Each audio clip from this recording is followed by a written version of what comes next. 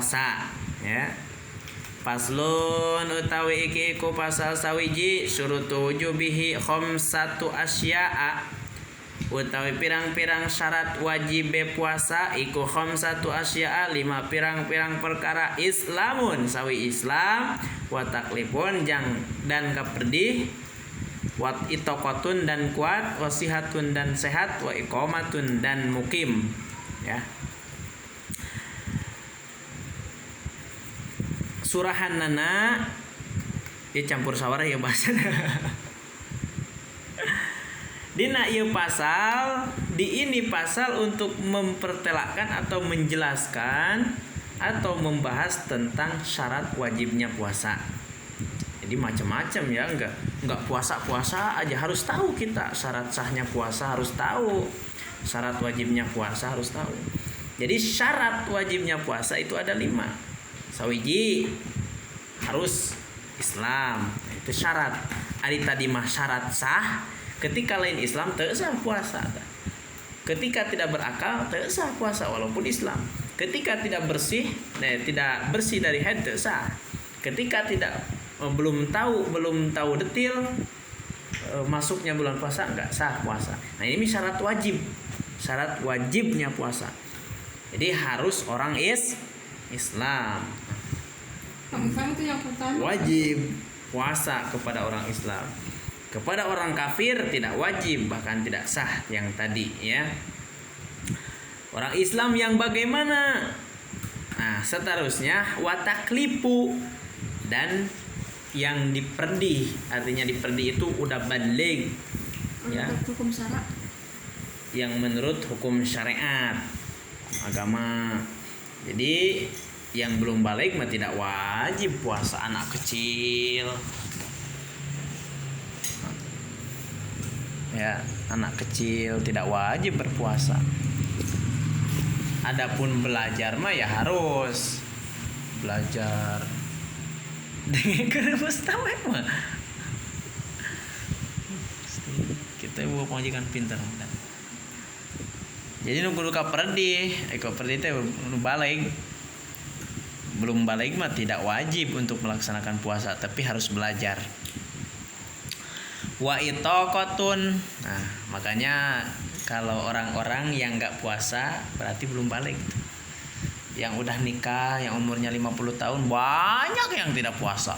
Yang 25 tahun, yang anak-anak remaja itu di jalanan, di pasaran, coba lihat. Itu belum balik itu berarti. Ya, atau itu bisa jadi orang edan. Ya. Bisa jadi orang gelo itu, orang sakalor. Enggak punya akal, orang yang udah balik tapi enggak puasa, orang edan itu udah. Enggak punya akal.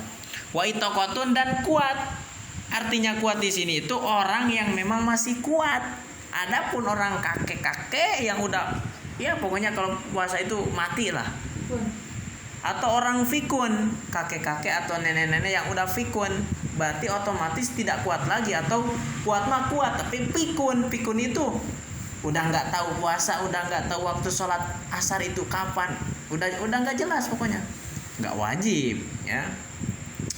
Atau misalkan pikun mah belum pikun ya, tapi udah kakek-kakek, masih ingatannya masih kuat, biasa aja, masih normal, tapi sakit gitu ya, pokoknya udah nggak kuat lah. Ketika puasa itu pokoknya diperkirakan meninggal lah, seperti itu. Nah, itu mah tidak wajib puasa, tapi wajib untuk fidyah ya. Seumpamanya misalkan kakek-kakek yang udah nggak kuat puasa, mulai masuk tanggal 1 bulan suci Ramadan, nggak kuat puasa begitu maghribnya itu wajib memberikan fidyah, yang mana fidyah itu 1 liter, dikasihnya bukan kepada orang kaya tapi dikasih kepada orang miskin, orang fakir, orang duafa, anak yatim ya. Mungkin saya termasuk, nggak apa-apa ditampung ke saya ke sini. Itu mah heureuy.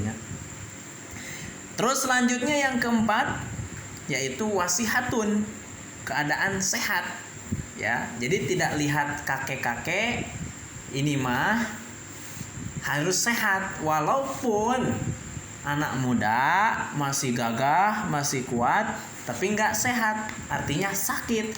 Yang mana sakitnya itu sehingga diperkirakan menurut dokter kalau ini puasa akan menimbulkan kematian atau parahnya penyakit. Tidak apa-apa, mungkin seperti virus corona yang saat ini melanda, nah, ya. Misalkan umurnya masih muda 25 tahun, tapi kena virus, sehingga dengan puasanya itu akan timbul kematian. Nggak apa-apa untuk tidak puasa, cuman tetap nanti harus dikodok ya, nanti ada bab-babnya di situ ya. Wa iqamatun, dan harus keadaan orang-orang yang bermukim. Artinya mukim itu diam di suatu tempat ya. Adapun yang musafir itu mubahkan atau diwenangkan untuk berbuka puasa, akan tetapi setelah bulan suci Ramadan tetap harus diqadha. Paham? Seperti itunya. Semoga bermanfaat untuk pribadi, untuk istri dan lain sebagainya.